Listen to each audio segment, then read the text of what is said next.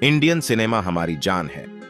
पर क्या आपने कभी यह सोचा है कि एक फिल्म को बड़े पर्दे पर आने के लिए सेंसर बोर्ड की अग्नि परीक्षा क्यों देनी पड़ती है? और जहां सेंसर बोर्ड को दीपिका पादुकोण के पल्लू से आधे ढके शरीर की झलक देखना बर्दाश्त नहीं हुआ था, वहां एनिमल फिल्म का वायरल हो रहा इंटीमेट सीन उन्होंने फिल्म से क्यों नहीं हटवाया? क्या इसके पीछे पैसे का खेल है जो पब्लिक की आंखों में धूल झोंक कर अंडर द टेबल निपटा लिया जाता है, या यह सेंसर बोर्ड की कोई मजबूरी है? तो आइए बिना देरी किए शुरू करते हैं ना बवाल। अगर कभी इमरान हाशमी पर बायोपिक बनी तो उसमें कौन करेगा? अब जिसके झोली में यह सुनहरा अवसर जाए, पर उस बायोपिक में मर्डर मूवी के लिए खास जगह रहेगी। और यह इसलिए क्योंकि यह इमरान की सिर्फ दूसरी फिल्म थी और इसमें एक विलेन बनने के बावजूद इमरान ने हीरो को टक्कर दे डाली थी। लेकिन मर्डर इसी के साथ अपने बोल्ड सीन्स के लिए भी काफी जानी जाती है। इनफैक्ट इस मूवी का दूसरा पार्ट मर्डर 2 भी अपने बोल्ड सीन्स के लिए ऑडियंस के बीच आज भी फेमस है। पर अगर जैकलीन की माने तो मूवी में ऐसे बोल्ड सीन बस ऑडियंस का मन लुभाने के लिए नहीं होते। कुछ सीन्स कहानी को आगे बढ़ाने के लिए डाले जाते हैं और शायद इसीलिए इन दोनों फिल्मों को सेंसर बोर्ड ने कट्स नहीं ए सर्टिफिकेट दे दिया। पर हेड स्टोरी का क्या होगा? आपके सामने जो इंटीमेट सीन दिखाए गए हैं वह कहानी से जुड़े हुए हैं, और जो बेतुकी वजह से डाले गए थे वह बोर्ड ने निकलवा दिए। इनफैक्ट अपने बोल्ड सीन्स के लिए डर्टी पिक्चर को पाकिस्तान के सेंसर बोर्ड ने बैन कर दिया था। पर जब वह मूवी इंडिया में रिलीज हुई तो मूवी से बैन हटाकर बोर्ड ने उसे तुरंत पाकिस्तानी जनता को पेश कर दिया। नंबर 2, कई लोग एनिमल को इस सीन के लिए देख रहे हैं तो वहीं कई लोग एनिमल मूवी के इंटीमेट सीन के लिए एक्साइटेड थे। उसमें दोनों रश्मिका और तृप्ति डिमरी के सीन्स काफी चर्चा में आ गए, खास करके वह सीन जिसमें रणवीर और तृप्ति डिमरी के अश्लील शॉट से। लेकिन इसके साथ एक सवाल भी वायरल हुआ कि सेंसर बोर्ड ने इतने बोल्ड सीन्स को क्यों थिएटर में चलने दिया। वह सेंसर की तरफ से इसके जवाब में था यह सर्टिफिकेट, जहां कुछ हद तक वॉयलेंट सीन्स और इंटीमेट सीन्स की परवानगी दी जाती है। लेकिन ऐसा नहीं है कि सेंसर बोर्ड ने इस मूवी के सारे सीन्स को मंजूरी दे रखी है। इस मूवी के अंदर विजय और जोया के काफी क्लोजअप अश्लील शॉट्स होने वाले थे, मगर सेंसर बोर्ड ने उन्हें कट कर दिया। यानी सोचो, अगर लीक सीन्स देखकर लोग इतने उतावले हुए हैं तो ओरिजिनल वर्जन में क्या क्या होगा। पर जहां इसे लेकर तृप्ति के ऊपर कंट्रोवर्सी चल रही है, वहीं तृप्ति ने बयान दिया कि वह यह सब सेक्स के वक्त काफी कंफर्टेबल थी और इसका श्रेय उन्होंने अपने डायरेक्टर और रणबीर कपूर को दिया है। इतना ही नहीं, इंटीमेट सीन्स की शूट के दौरान सेट पर सिर्फ 4 लोग ही थे, तृप्ति, रणवीर, संदीप और डीओपी। हालांकि एनिमल के अंदर तृप्ति होती ही नहीं है।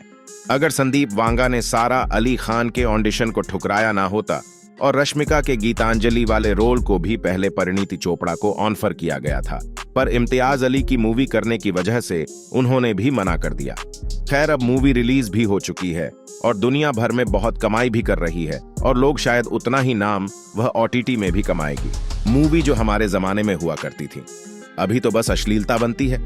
यह डायलॉग हर बुजुर्ग से आपने सुना होगा। लेकिन राम तेरी गंगा मैली का क्या, जिसमें स्तनपान जैसे सीन ओपनली बताए जा रहे थे। और तो और इस मूवी में मंदाकिनी का एक डांस सॉन्ग भी काफी चर्चा में था। इनफैक्ट वह गाना भी यूट्यूब पर अवेलेबल है। हालांकि शुरुआत में सेंसर बोर्ड ने इसकी मंजूरी नहीं दी थी, लेकिन फिल्म के निर्देशक राज कपूर ने बोर्ड को समझाया कि असल में स्तनपान का सीन अश्लीलता का नहीं, एक मां के बच्चे को खिलाने का प्रतीक है। वहीं उसूल की हीरोइन की माने तो जो भी वह सीन में दिखाया गया था वह सब कैमरे का छलावा था और कुछ नहीं। इतना ही नहीं, पुरानी फिल्मों में सेंसर बोर्ड ने माया मेम साहब नाम की मूवी को भी बख्श दिया था। लोगों की माने तो जहां ब्रिटिशर्स इस बोर्ड को अपने खिलाफ जाने वाली इंफॉर्मेशन को सेंसर करने के लिए इस्तेमाल करते थे, वहीं आजादी के बाद यह जिम्मेदारी सरकार ने उठा ली।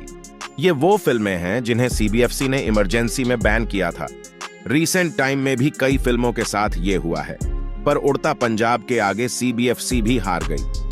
जब अनुराग कश्यप ने सीबीएफसी के 4 कर मानने से इनकार किया और उड़ता पंजाब वर्सेस पहलाज निहलानी शुरू हुआ, वो चेयरमैन जिन्होंने ऐसी फिल्मों को सर्टिफिकेट दिए थे और इन मुद्दों को उठाया था, बात इतनी आगे बढ़ी कि बॉम्बे, पंजाब और हरियाणा कोर्ट ने फिल्म को देखकर सीबीएफसी के कर्ज को खारिज कर दिया। हालांकि कई बार सीबीएफसी के सेंसरशिप न करने पर भी पब्लिक के दबाव में उन्हें फिल्मों को सेंसर करवाना पड़ता है, जैसे पद्मावत या आदिपुरुष की कंट्रोवर्शियल डायलॉग्स। लेकिन सीबीएफसी की कंट्रोवर्सी यहीं खत्म नहीं होती है। हाल ही में तमिल एक्टर विशाल रेड्डी ने सीबीएफसी पर घूसखोरी का इल्जाम लगाया। उनका कहना है कि उनकी फिल्म मार्क एंटनी के हिंदी वर्जन को सर्टिफिकेट देने के लिए सेंसर बोर्ड की एक महिला ने उनसे 6.5 लाख लिए। नंबर 5, ये क्या दोगलापन है। ओपेनहाइमर यानी 800 करोड़ से बड़े बजट की फिल्में, एटम बॉम्ब की कहानी, क्रिस्टोफर नोलन का डायरेक्शन और भगवत गीता का नाम आता देखने के लिए पूरा इंडिया बेकरार था। और यूएस में आर रेटेड इस फिल्म को ए सर्टिफिकेट मिलने के बावजूद जनता को पता था कि सेंसर बोर्ड के चलते कुछ सीन्स कटेंगे, कुछ ब्लर मिलेंगे और आधे डायलॉग्स उन्हें म्यूट मिलेंगे। ऐसे में आखिरी वक्त पर मूवी को यूए सर्टिफिकेट मिलने पर उन्होंने मान लिया कि आधी फिल्म सेंसर्ड होगी और चीन लॉक के बिना कपड़ों के सीन को सेंसर बोर्ड ने सीजीआई से काली ड्रेस पहनाई है। लेकिन लोग तब हैरान हुए जब उन्होंने देखा कि फिल्म में भगवत गीता के बीच इंटीमेट सीन दिखाने पर कोई सेंसरशिप नहीं थी।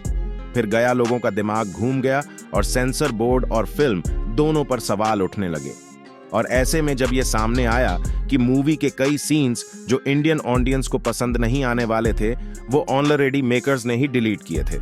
आशा करता है कि आपको सारे ही सवालों के जवाब आज की वीडियो में मिल गया होगा। अगर हाँ तो वीडियो को लाइक, शेयर, कमेंट और सब्सक्राइब करना